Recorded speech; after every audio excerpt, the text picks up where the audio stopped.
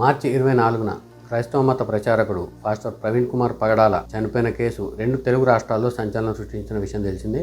ఈయన చనిపోవడంపై రకరకాల అనుమానాలు, రకరకాల ఆరోపణలు వచ్చాయి. 2 తెలుగు రాష్ట్రాల్లో కూడా దాదాపు 3 రోజుల పాటు ఇదే అంశంపై చర్చ జరిగింది.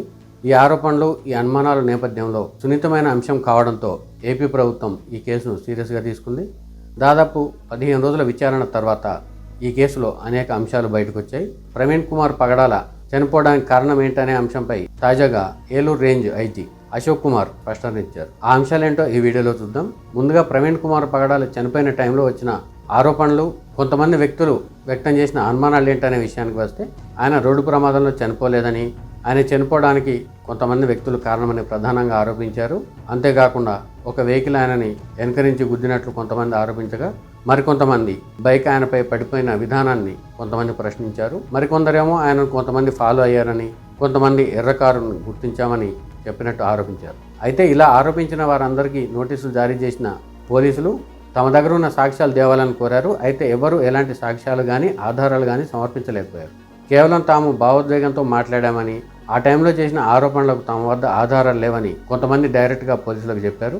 హైదరాబాద్ నుంచి ప్రవీణ్ పగడాల బయలుదేరిన తర్వాత ఎంతమందితో ఫోన్లో మాట్లాడారు, ఎక్కడెక్కడ ఆగారు, ఎన్ని చోట్ల మద్యం కొన్నారు, ఎన్ని చోట్ల ప్రమాదానికి గురయ్యారు, అక్కడ సహాయం చేసిన వారెవరు, బైక్ ఎంత స్పీడ్లో ఉండే అవకాశం ఉంది, ఆయన బైక్ హెడ్లైట్ పగిలిపోవడానికి కారణం ఏంటి, ఆయన చనిపోవడానికి కారణం ఏంటి అనే అంశాలను వివరించారు పోలీసులు.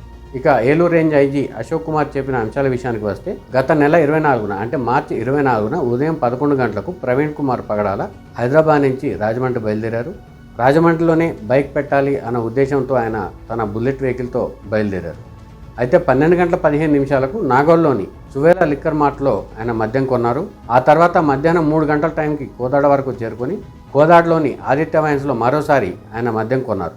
మద్యం తాగుతూ ప్రయాణించిన ప్రవీణ్ కుమార్ పగడాల జగ్గపేట టోల్ ప్లాజా సమీపంలో పడిపోయారు. ఆర్టీసీ బస్సు డ్రైవర్ అప్రమత్తతతో ఆయనకు పెద్ద ప్రమాదం తప్పింది. అక్కడున్న టోల్ ప్లాజా సిబ్బంది ఆయనకు హెల్ప్ చేశారు. మళ్ళీ ఆయన బయలుదేరి చిలకల్లు టోల్ ప్లాజా దగ్గర మరోసారి పడిపోయారు. అక్కడ టోల్ ప్లాజా సిబ్బంది హెల్ప్ చేశారు. అక్కడే ఉన్న అంబులెన్సు ఆయనకు ప్రాథమిక చికిత్స చేయించేందుకు ముందుకు వచ్చినా తాను బాగానే ఉన్నానని చికిత్స చేయించుకునేందుకు నిరాకరించారు.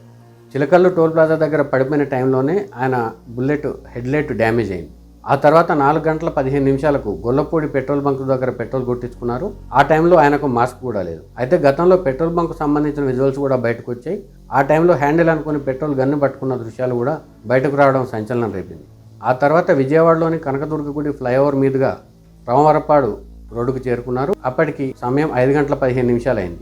అక్కడే ఆయన కింద పడిపోయారు. అక్కడే ఆటో డ్రైవర్ ఇచ్చిన సమాచారం మేరకు అక్కడికి దగ్గరలో విధులు నిర్వహిస్తున్న ఎస్ఐ సుబ్బారావు అక్కడికి వచ్చారు. అక్కడే ప్రవీణ్ కుమార్ పగడాలను పక్కన కూర్చోబెట్టి కాసేపు విశ్రాంతి తీసుకుని వెళ్లాలని ఆయన చెప్పారు. ఆ తర్వాత ఆయన కాలపర్రు టోల్ ప్లాజాకు వచ్చారు. అప్పటికి ఆయన బైక్ హెడ్లైట్ పనిచేయటం లేదు, కేవలం రైట్ సైడ్ బ్లింకర్లతోనే ఆయన ప్రయాణిస్తూ వచ్చారు. ఇక 10 గంటల 10 నిమిషాలకు ఏలూరులోని నిపుణ్ వైన్ మార్ట్ దగ్గర ఆయన లిక్కర్ కొన్నారు. అక్కడే ఫోన్పే చేశారు. రాత్రి 11 గంటల 31 నిమిషాల టైంలో ఆయన కొవ్వూరు టోల్ ప్లాజాకు చేరుకున్నారు. అయితే టోల్ ప్లాజాల దగ్గర వచ్చిన విజువల్స్ ప్రకారం ఆయన బండి స్లోగా ఉన్నప్పటికీ ఆ తర్వాత ఆయన స్పీడ్ పెంచారు. దాదాపు 70 కిలోమీటర్ల స్పీడ్తో వెళ్తున్నారు. రాత్రి 11 గంటల 42 నిమిషాల టైంలో నయరా పెట్రోల్ బంకు సమీపంలో ఆయన బండి అదుపు తప్పి రోడ్డు దిగువకు వెళ్ళిపోయారు.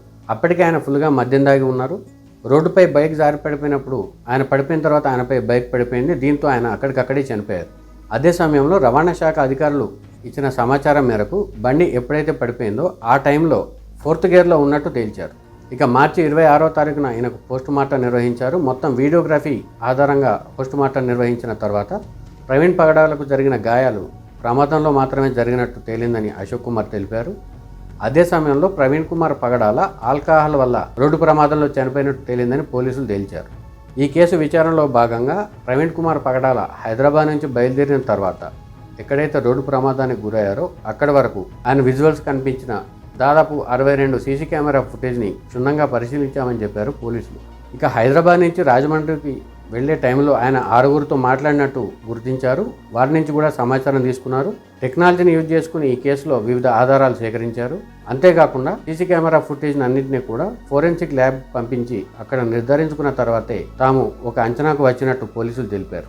ఇక ఈ కేసులో మరో ముఖ్యమైన అంశం ఏంటంటే, పోలీసులు చెప్పిన వివరాల ప్రకారం పోలీసులు ప్రవీణ్ పగడాల కుటుంబ సభ్యులను కూడా విచారించారు. వారి నుంచి కూడా కొంత సమాచారం తీసుకున్నారు.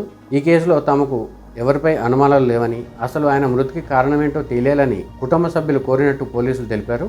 అదే సమయంలో ప్రవీణ్ కుమార్ పగడాలను గమనించినట్టు చెబుతున్న వారందరినీ కూడా పిలిపించి వారి నుంచి సమాచారం సేకరించారు. మొత్తంగా చూస్తే మార్చి 24న ప్రవీణ్ కుమార్ పగడాల చనిపోయిన కేసుకు సంబంధించి కేవలం మద్యం తాగటం వల్ల జరిగిన రోడ్డు ప్రమాదంగా తేల్చారు పోలీసులు. ఇక అత్యంత సున్నితంగా మారిన ఈ కేసులో కేవలం 20 రోజుల్లోనే పోలీసులు అటు సాంకేతిక పరిజ్ఞానం వినియోగించడంతో పాటు ఇటు సాక్షులను విచారించడం ద్వారా ఈ కేసును ఒక కొలికి తెచ్చారని చెప్పవచ్చు.